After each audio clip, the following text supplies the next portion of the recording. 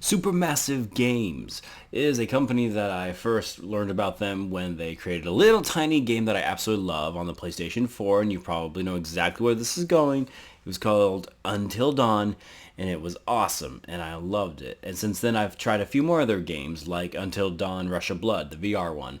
Really actually enjoyed that. And The Impatient, also enjoyed that on the VR as well. Well, here we are now, 2023, several years later, and I got to experience their next big game, the Quarry. And yeah, I got some things to talk about here. I really like this game. Say hello to my burrito friend too, by the way, from Throw Throw Burrito. Hello. Burritos aside though, yes, the Quarry, yes, yes, yes. I like this game. I do. I really did enjoy this game. If you've played Until Dawn, it really does play very similar to Until Dawn. Now, if you're wondering which one I like more, personally, I liked Until Dawn more, but even with some of the interesting things about the Quarry, there was just one thing I can't get over, and that's the fact that I actually have to rely on my friends to be competent.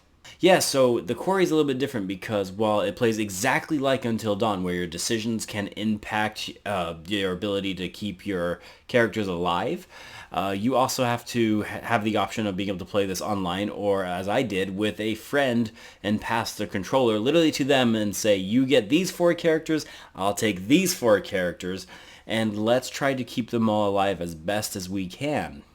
My friend killed almost all of my characters. And it wasn't because I think he was trying to. The thing that's awesome about the Quarry is you get to learn a lot, not only about yourself, but about your friends. For example, no offense, I love you, Brandon. Shout out to my friend Brandon that I played this game with. I learned that he cannot shoot with a controller and should never try. He couldn't hit the frickin' ocean if he was standing on a boat. Every single shooting sequence he failed in this game. And that resulted in 2 of my characters dying. And he killed one of them actually because it wasn't a shooting sequence. It was an option where you get to choose whether or not to shoot something, and that something turns out to be one of your characters. We got towards near the end of the game, and he was like, Brad, you're not playing very much. And I just looked over at him and I said, that's because you killed all my characters. I can't play anymore. And even better, our two least favorite characters in the game that we didn't care if they lived or not turned out to be the ones, sure enough, that did live. So we had 8, it dropped down to 2, and it was great.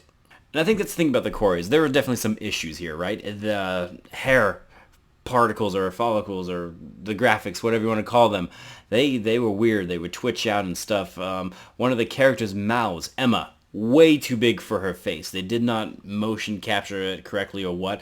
We actually looked her up because we knew she was from something. We've seen her before. She was an actress in Prodigal Son, it turns out. Sad that series only lasted 2 seasons. Really liked that series. But no, she doesn't have that big of a mouth in real life. So it was really weird because every time she opened her mouth, it was like, Blair!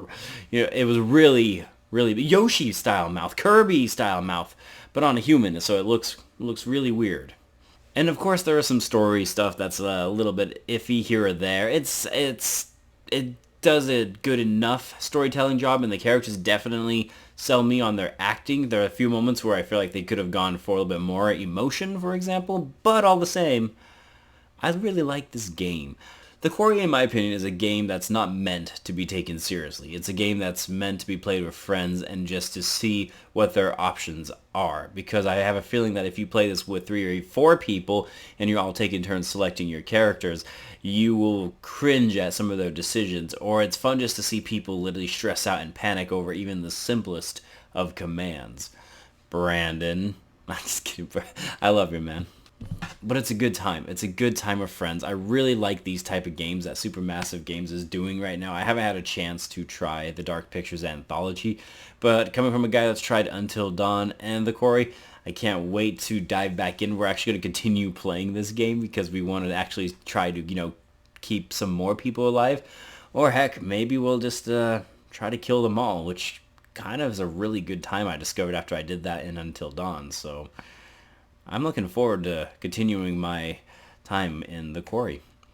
And guys, thank you so much for taking the time to watch this guy just ramble about the games he's playing. Really, I appreciate it. I appreciate you. And as always, I'll catch you on the next one. I am Bradley Overrated, out like a trout. And we need to go learn how to shoot, Brandon. We need to go practice in games or something.